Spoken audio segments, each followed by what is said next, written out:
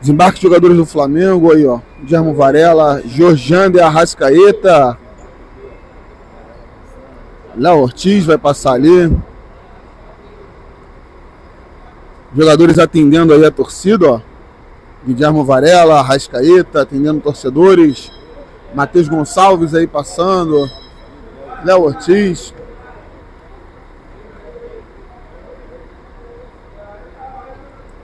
Vamos acompanhando aí o desembarque dos jogadores do Flamengo. Matheus Gonçalves tirando foto com o torcedor ali, ó. Olha o Léo Pereira vindo aí. Olha ele aí, ó. Gonzalo Plata vai passar para vocês aí. Jogador que foi cortado, acabou não jogando.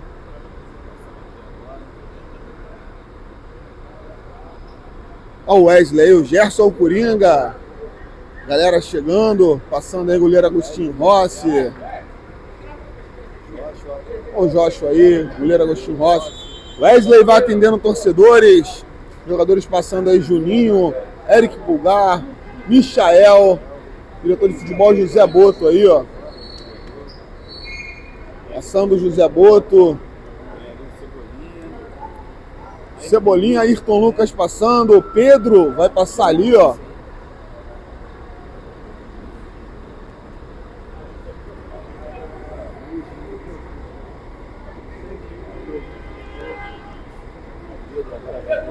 Pedro Guilherme passando aí. Aí vem aqui tirar foto com os torcedores. Pedro Guilherme atendendo os torcedores.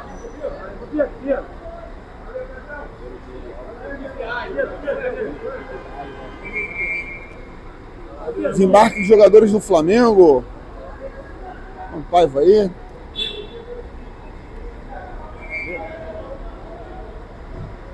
Felipe Luiz vai passar agora aí para vocês. Treinador Felipe Luiz. Atendendo torcedores. Felipe Luiz, vou tirar foto com torcedores ali. Departamento médico do Flamengo passando. Pessoal da assessoria. Vocês estão acompanhando aí o desembarque dos jogadores do Flamengo.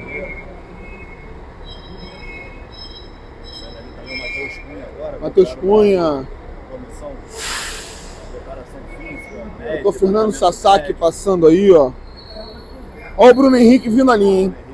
BH vai passar agora para vocês aí. Bruno Henrique passando aí, ó. Vai tirar foto com as crianças ali também. Jogadores atendendo os torcedores. Bruno Henrique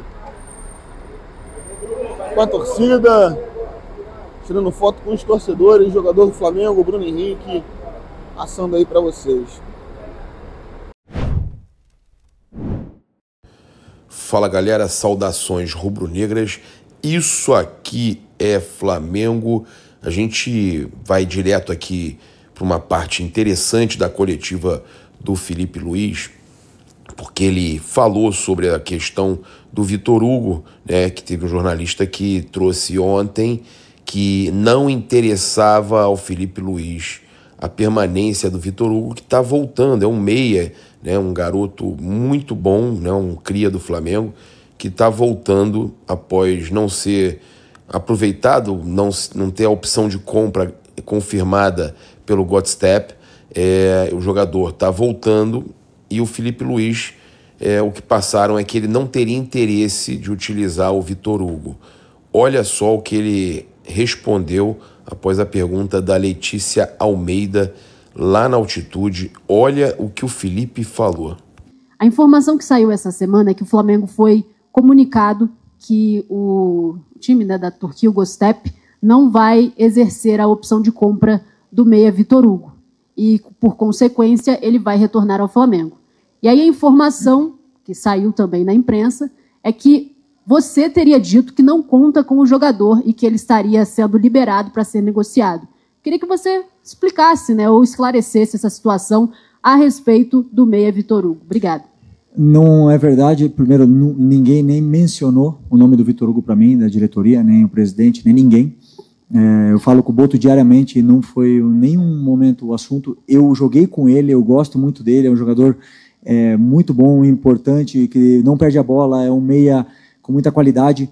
e que foi titular do Flamengo em 2022, parte de 2023, com o São Paulo, e foi praticamente titular na frente do Everton Ribeiro, e perdeu espaço em 2024 e optou por sair, né? Então, assim, a montagem de elenco, eu participo e dou opinião, mas a montagem de elenco não é minha. Não é minha. Se no dia de amanhã o Boto resolver trazer o Haaland sem falar comigo, eles podem fazer, claro. Eles vão escutar minha opinião, eu vou falar, ó, esse jogador encaixa mais ou menos, e eles vão fazer a montagem de elenco sempre é da diretoria.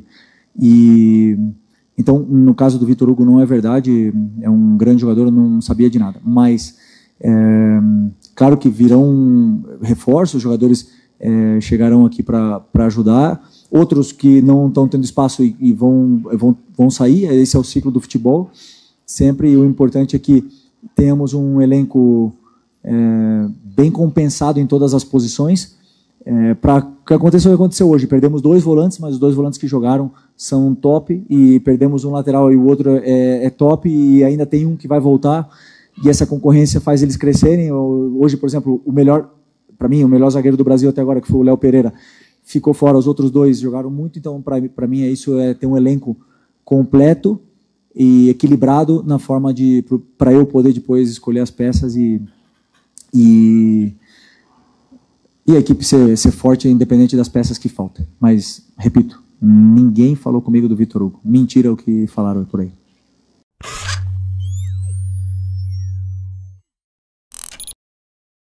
Então, a gente, dependendo dos resultados, se o Flamengo não ganhar do Central Córdoba, não tirar ponto do Central Córdoba na Argentina, a situação do Flamengo fica muito complicada no grupo.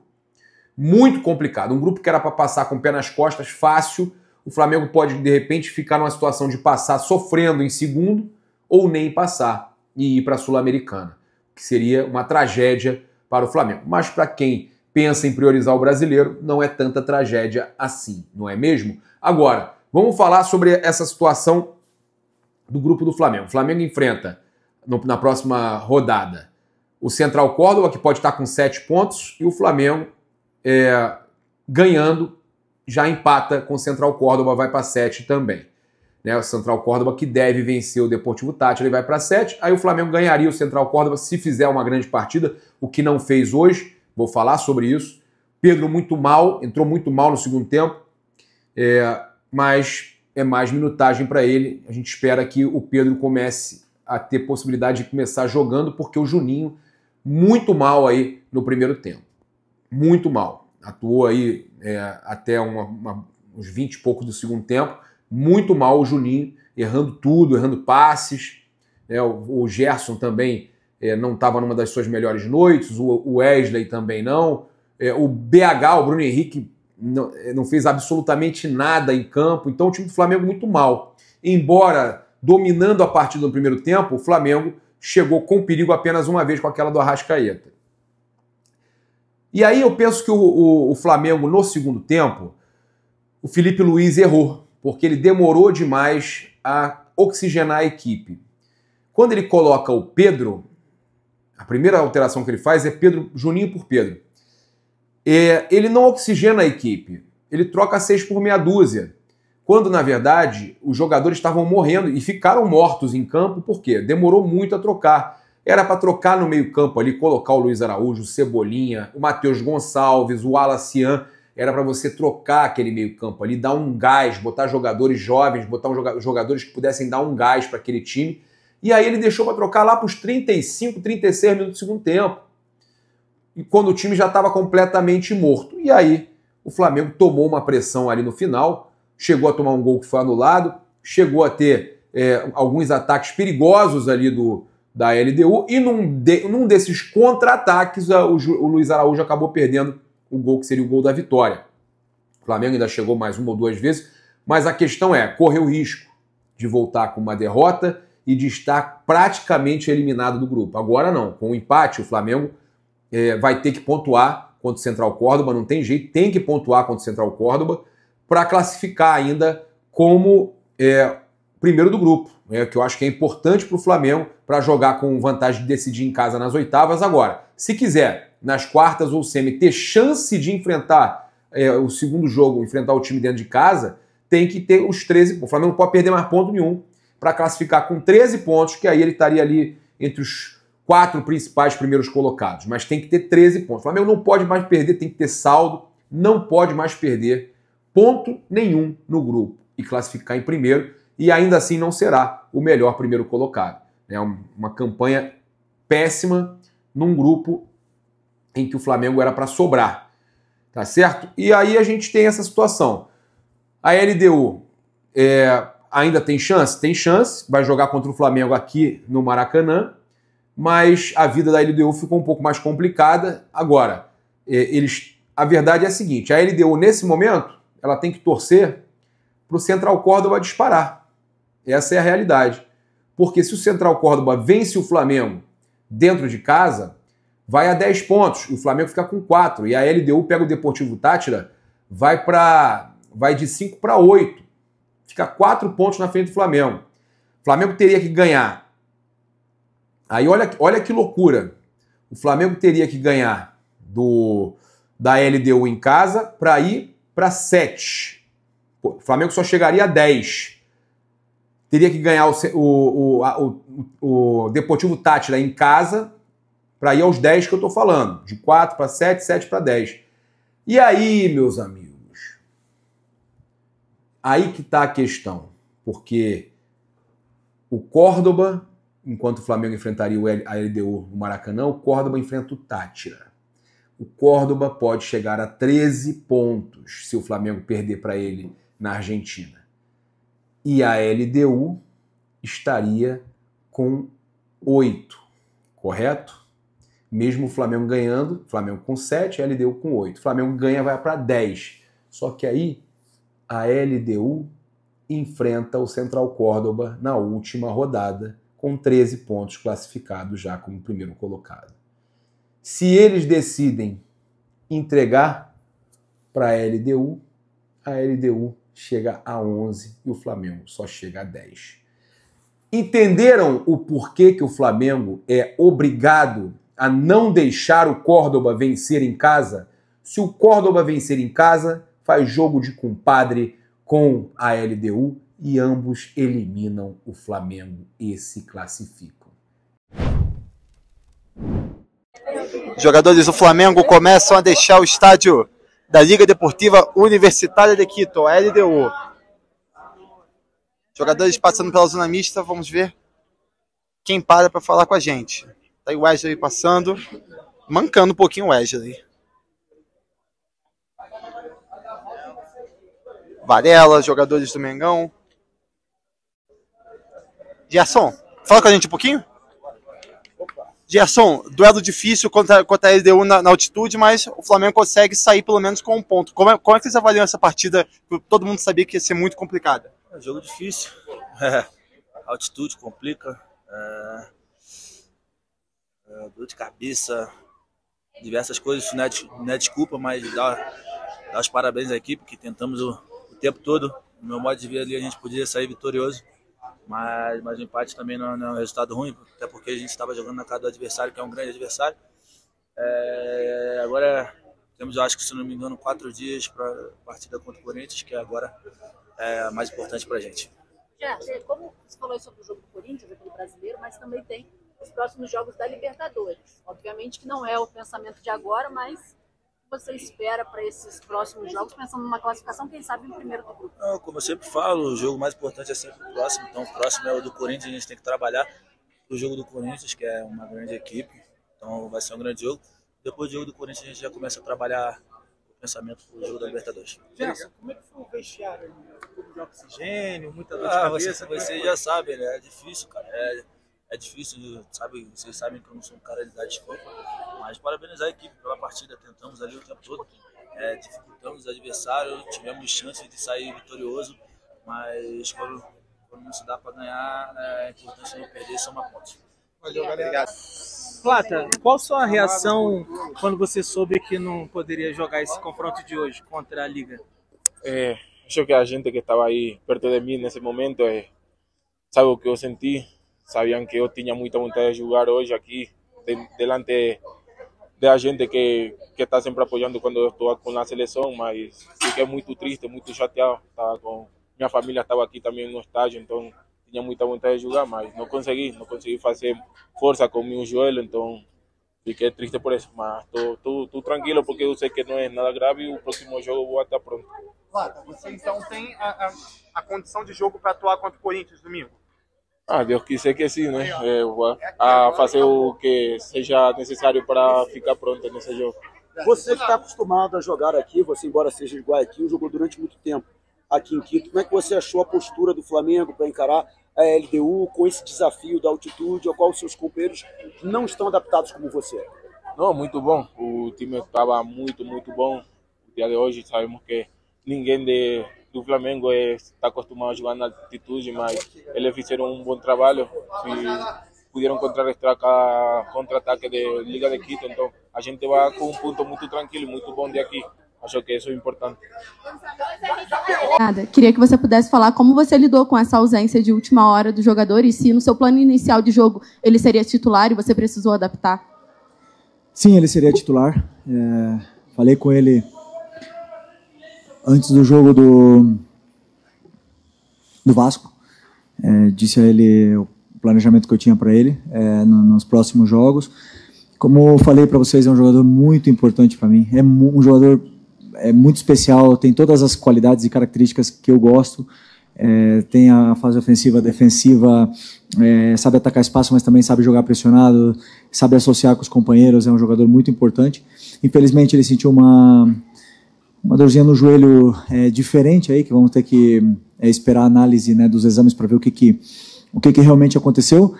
Eu acho que além do treinador que ficou triste de não poder utilizá-lo, ele mesmo foi o que mais sofreu com essa não possibilidade de jogar na casa dele, no país dele, contra a LDU.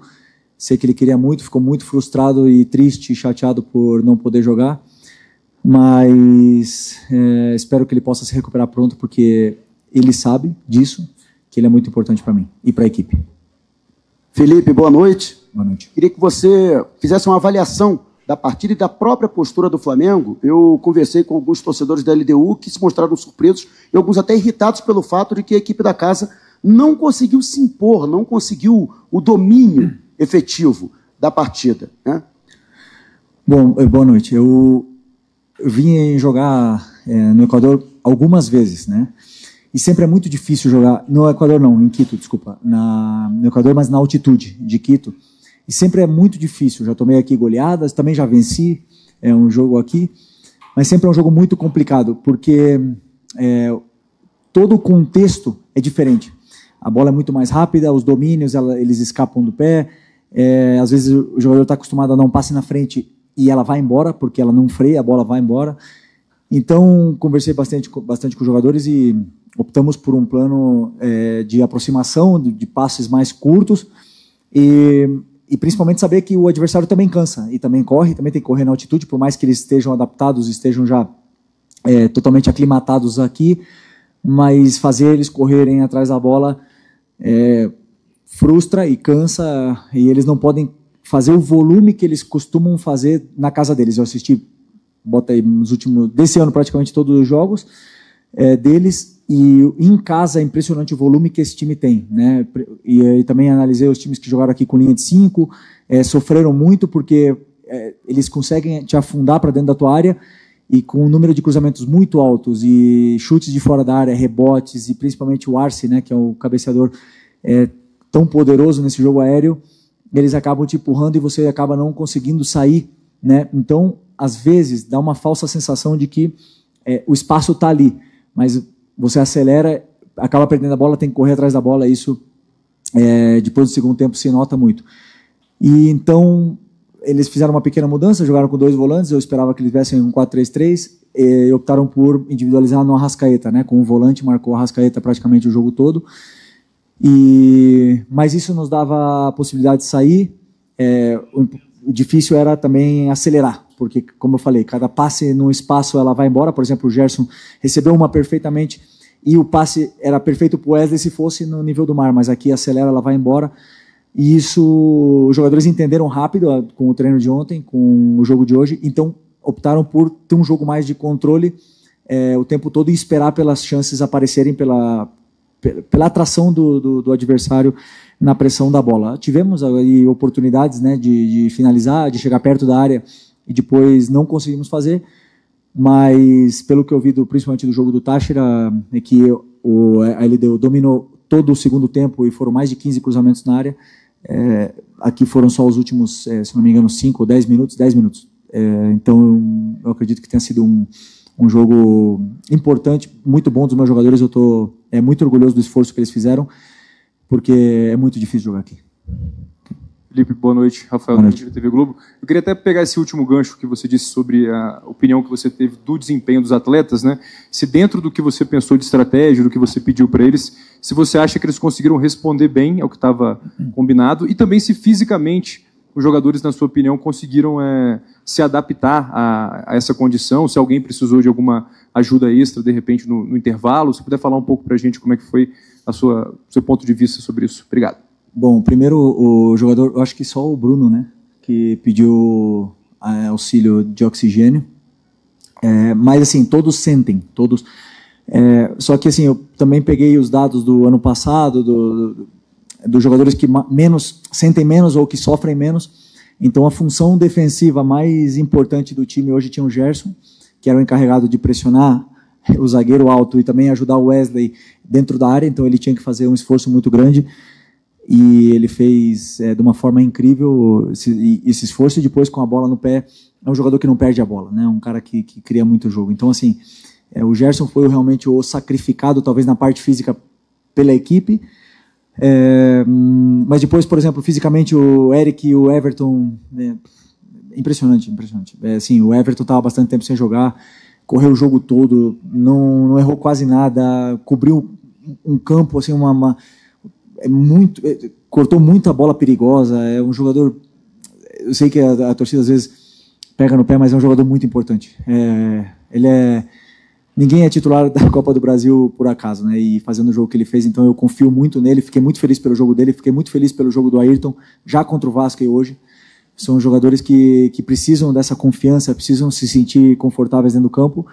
E, assim, a nível geral, eu fiquei feliz com o desempenho de todos eles. Não posso te dizer que nenhum, assim, que eu não gostei. Okay? Felipe, boa noite. Boa noite. Dada todas as dificuldades que tinha, a questão da altitude, você perde o Gonzalo Plata ali, hora antes do jogo, era um jogador que, talvez do seu grupo, seria o mais adaptado a jogar aqui, fez base no Independente Del Valle, apesar de não ser daqui de Quito, mas jogou por muito tempo, quando joga na seleção, joga aqui. Você perde um jogador importante hora antes do jogo, você não tem o De La Cruz, que também é uma peça-chave ali no meio-campo, você não tem o Alexandro, que é um jogador experiente na lateral. Queria saber de você o sentimento que você sai daqui, de ter ganho um ponto ou de ter perdido 2 pontos. Não, queríamos ter vencido. Era importantíssimo essa vitória, né? Porque nós mesmos nos colocamos nessa situação de perder o jogo em casa contra o Central Córdoba, onde, claro que agora temos que tentar. Agora e sempre, o Flamengo tem que entrar para vencer todos os jogos sempre, né? Mas, dadas as circunstâncias da dificuldade que é jogar aqui, não pelos desfalques, porque pode ser que a torcida ou até vocês da imprensa não tenham a confiança plena, mas eu tenho a confiança plena nesses jogadores que entraram hoje. E eles oscilam, mas eu confio na qualidade e no talento que eles têm, por isso que eles estão no Flamengo. Então, não pelos desfalques, mas sim dadas as circunstâncias da dificuldade que é jogar com a LDU, nos deixa vivos para poder continuar buscando a nossa classificação aí nessa fase de grupos, que é o objetivo.